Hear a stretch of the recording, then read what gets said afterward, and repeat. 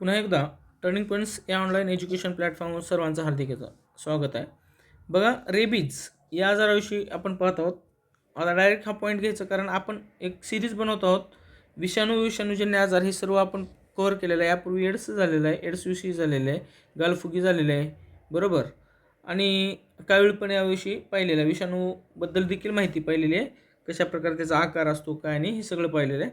या व्हिडिओमध्ये रेबीजविषयी माहिती पाहू. त्यानंतर आणखीन एक आजार जे असेल त्यावर पाहूया. सस्तनी प्राण्यांना होणारा प्रतिबंधात्मक आजार. ओके, सस्तनी प्राण्यांना होणारा प्रतिबंधक आजार. पशुजन्य संक्रमित आजार. विषाणूजन्य आजार आहे हो, अर्थात विषाणूपासून तयार होणारे आजार म्हणजेच रेबीज हा आहे. कोणत्या विषाणूमुळे होते म्हणजे कारक विषाणू कोणता, तर रेबीजच विषाणू नाव. आता ह्याचा परिणाम जो होतो मध्यवर्ती चेतासंस्थेवर. एक लक्षात घ्या, रेबीज हा आजार झाल्यावर त्याचा उपचार अजिबात नाही. म्हणजे जर समजा रेबीज झालाच, ते होण्याच्या अगोदर देऊ शकतो आपण, परंतु रेबीज आजार झाल्यानंतर मृत्यू हा अटळ आहे. ओके, एक लक्षात घ्या, कारण कुत्रा वगैरे चावल्यानंतर तुम्हाला ते इंजेक्शन घेणं आवश्यक आहे. जे काही इंजेक्शन असेल, आता जास्त नाही, अगोदर कितीतरी इंजेक्शन घ्यावं लागत होतं असं आपण ऐकत होतो, परंतु आता एखादी कोर्स छोटासा असतो, तो 4-5 दिवस इंजेक्शन घेतली की तुमचं रिकवर होतं. त्यामुळे एकदा काळजी घ्या. लहान लेकराला कुत्रं चावल्यानंतर ते बघा त्याला काही झालेलं आहे, कारण त्या जो जखम असते ती म्हणजे रेबीज नंतर तुम्हाला डिटेक्ट होत असतं. एक लक्षात घ्या बरं का. त्यामुळे हिची काळजी तुम्ही घेणं आवश्यक आहे.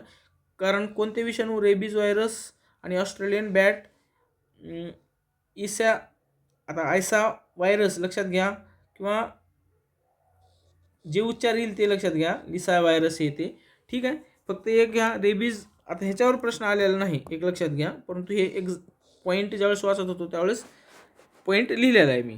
ओके, प्रसार कुत्रा, मांजर, माकड, ससा याच्यापासून होतो, परंतु मेनली कुत्रा तुम्हाला ऑप्शनलाच राहतो, तर ते एक तुम्ही उत्तर लक्षात राहू द्या. ओके, जंगली प्राणीमध्ये कोल्हा, लांडगा, तरस, वटवाघूळ, मुंगूस, घुबड यात देखील रेबीज आढळतो. ओके, हे लक्षात ठेवाय. तुम्हाला अगोदरही सांगितलं की सगळ्यात एकतर आजार होतो ते कोणत्या म्हणजे अवयवावर परिणाम करतो. आता रेबीजमध्ये मध्यवर्ती चेतासंस्थेवर परिणाम करतो, ह्यावर प्रश्न आलेला आहे. त्यानंतर पाळीव प्राणीमध्ये गाय, म्हैस, शेळी, मेंढी, डुकरे, उंट, घोडा, कुत्रा यातही रेबीज आढळतो. त्यानंतर जो महत्त्वाचा पॉईंट आहे, यावर प्रश्न आलेला आहे. जागतिक रेबीज दिन अर्थात 28 सप्टेंबरला साजरा केला जातो. 2021ची थीम जी आहे, rabies facts not fear. Okay, परंतु 2025ची थीम आहे ते काय नाही, सोपी आहे. Act now, you, me and communities. Okay, you, me and communities, तुम्ही आणि मी समाज, कृती करा. ओके, अशा प्रकारची ती थीम आहे. लक्षणे आहेत, पाण्याची भीती वाटते. सगळ्यात महत्त्वाचं जे लक्षण आहे ते आहे हायड्रोफोबिया, ह्यामध्ये होत असतं. हायड्रोफोबिया म्हणजे काय असा देखील प्रश्न तुम्हाला येऊ शकतो. तो म्हणजे पाण्याची भीती वाटणे. 2 ते 4 आठवडे ताप असतो. दातखिळी, पॅरालिसिस, घशात आवाज बदल, डिहायड्रेशन अशा प्रकारची लक्षणे आहेत. कुत्रा चावल्यानंतर रेबीजची 90 ते 175 दिवसात लक्षणे दिसतात. रेबीज विषाणूचा आकार हा अतिसूक्ष्म आहे. लांबी 30 ते 300 नॅनोमीटर, रुंदी 70 ते 75 नॅनोमीटर, आकार बंदुकीच्या गोळ्यासारखा. ओके, रेबीज विषाणू प्रवेश कसे करतात? बाधित प्राण्याने चावा घेतल्यानंतर त्याच्या लाळेतून जखमेत शिरतात. बघा मी काय म्हणलं. ओके, तेथून मज्जातंतू वाटे मेंदूत प्रवेश केल्यानंतर, कुठं मज्जातंतू वाट्या मेंदूत प्रवेश केल्यानंतर तेथे विषाणूंची वाढ होत असते. नंतर ते लाळ उत्पन्न करणाऱ्या ग्रंथीत स्थिरावतात. नंतर लाळेच्या माध्यमातून रोगाचा प्रसार होत असतो. हे अशा प्रकारे त्याचा जे शरीरभर प्रसार होत असतो.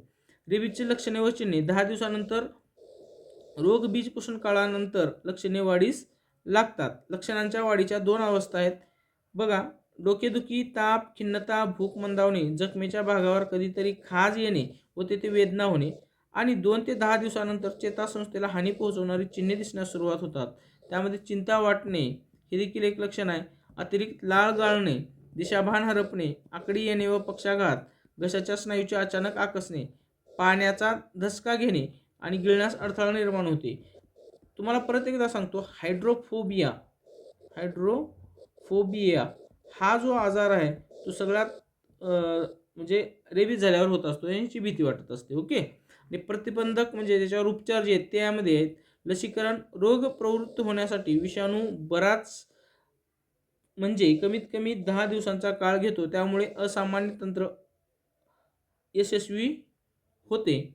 पाळीव प्राण्यांचे लसीकरण करणे, जखमेच्या जागा साबण आणि पाण्याने स्वच्छ करावे. जर समजा तुम्हाला कुत्रा चावला तर त्वरित ती पाण्याने साबणाने स्वच्छ करावे. रेबीजची लस घ्यावीच चावल्यानंतर कोणालाही ही काळजी घेणे. लसीचा शोध 1885 साली लुई पाश्चर आणि एमियल रॉक्स यांनी जी आहे ती तयार म्हणजे केली. ओके, अशा प्रकारे आपण रेबीजबद्दल पाहिलेलं आहे. आता स्वाईन फ्लू हा आजार देखील पाहूया. स्वाईन फ्लू हा विषाणूजन्य आजार आहे. त्यानंतर फ्लू म्हणजे काय? फ्लू हा श्वसन संस्थेला होणारा विषाणूजन्य प्रकारात मोडणारा आजार आहे. स्वाईन फ्लू आढळ सामान्यतः डुकरामध्ये. यावर देखील प्रश्न आलेला आहे आणि याची बातमी देखील वारंवार येत असते. विषाणूजन्य आजार आहे, संसर्गजन्य आजार आहे. हे मुद्दाम तुम्हाला रिपीट उच्चार करतोय, सांगतोय, कारण ह्यावर प्रश्न आलेले आहेत आणि हे लक्षात राहिलं पाहिजे. तुम्हाला मी सांगतोय की रीड लेस रिवाइज मोर, बस हे तत्व वापरा, तुम्हाला यश नक्की मिळेल. आणि पीवायक्यू असो की MCQ असो, त्याचं जास्तीत जास्त प्रॅक्टिस करा. आणि त्यासाठी आपण मेंटरशिप प्रोग्राम बनवलेला आहे, ज्याची प्राईस ही 99 ते 149 रुपये आहे. व्हिडिओ तुम्हाला भरपूर देतील, परंतु याच्यामध्ये video, recorded video, PDF notes सगळेच तुम्हाला देतोय. PDF नोट्स ह्या मोबाईलवर वाचायला मिळतील. ओके, ठीक आहे. 2009 मधील स्वाईन फ्लूची साथ अमेरिका खंडातील मेक्सिको देशातील डुकरापासून सुरू झालेली होती. स्टार करा, लक्षात ठेवा. कोणत्या विषाणूमुळे होतो? तर H1N1 ह्या विषाणूमुळे होतो. हे स्टार करा, यावर देखील प्रश्न आलेला आहे. त्यानंतर विस्तारित रूप हिमॅग्लुटेनिन आणि न्यूरोॲमिनिडेज विस्तारित रूप. ओके, लक्षणे ह्यावर देखील प्रश्न आलेला आहे. ताप, डोकेदुखी, भूक मंदावणे, उलट्या, थकवा, घसा लाल पडणे, तीव्र घसादुखी, नाकातून पाणी वाहणे, शिंका येणे, जुलाब, कोरडा खोकला, घशामध्ये खवखव करणे, धाप लागणे, शरीर दुखणे, घसा खवखवणे. ओके, अशा प्रकारचे सिम्पटम्स आहेत. प्रसार आजारी व्यक्तीच्या शिंकण्यामुळे, खोकल्यामुळे, उडणाऱ्या थेंबामुळे हा आजार हवेतून इतरत्र पसरतो. परिणाम श्वसनसंस्थेवर, पचनसंस्थेवर, चेतासंस्थेवर आणि यकृतावर होतो. याचे औषधे जे आहेत ते ओसॅलिमिटर,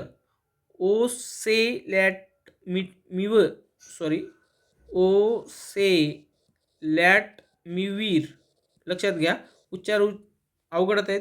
टॅमीफ्ल्यू, ही टॅमीफ्ल्यूवर प्रश्न आलेला आहे, एक लक्षात घ्या. आणि त्याचंच नाव आहे ओसेलॅटमिव्हिर असं म्हणतात. आणि झॅनमिव्हिर म्हणजेच रॅलेन्झा. ओके, ही यावर देखील आले, टॅमीफ्ल्यूवर आलेला प्रश्न. ओके, लक्षात ठेवू द्या. टॅमीफ्ल्यू जो औषध आहे ते कोणत्या आजारावर वापरतात? तर स्वाईन फ्लू. निदान H1N1 आणि RT-PCR नावाची घशातील द्रवाची तपासणी करून स्वाईन फ्लूचे निदान करतात. त्यानंतर आहे स्वाईन फ्लूचा रुग्ण प्रथम आढळला जगात 2009 साली मेक्सिको येते, ते वरच सांगितलेले. भारतात ऑगस्ट 2009 साली पुणे येते. ओके, स्वाईन फ्लूसाठी तपासणी संस्था नॅशनल इन्स्टिट्यूट ऑफ व्हायरोलॉजी, राष्ट्रीय विषाणू संस्था पुणे, यावर देखील प्रश्न आलेला आहे. राष्ट्रीय संचारी रोग संस्था national institute of communicable disease NICD नवी दिल्ली येते. हापकिन संशोधन संस्था मुंबई येते. कस्तुरबा रुग्णालय डॉक्टर लाल पॅथॉलॉजी लॅब मुंबई येते. आता ह्याच्यात प्रश्न कसा आलाय तर ही संस्थेचं मुख्यालय कुठे आहे असा प्रश्न आलेला आहे. स्वाईन फ्लूची लक्षणे वर पण सांगितलं होतं. ठीक आहे, धाप लागणे, श्वसनाला अडथळा निर्माण होणे, घसा खवखवणे, शरीरात दुखणे, अशा प्रकारचे ह्याचे सिम्पटम्स आहेत.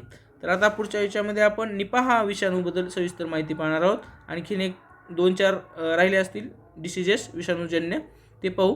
डिस्क्रिप्शन बॉक्समध्ये सर्व माहिती मेंटरशिपबद्दल आहे. आणि टेलिग्राम जॉईन करायचं झाले तर @ टाईप करून आरोग्य एक्झाम हे टेलिग्राम चॅनल आहे. व्हिडिओ आला तर नक्की शेअर करायला विसरू नका आणि चॅनलला सबस्क्राईब करा. Okay, thanks for watching this video.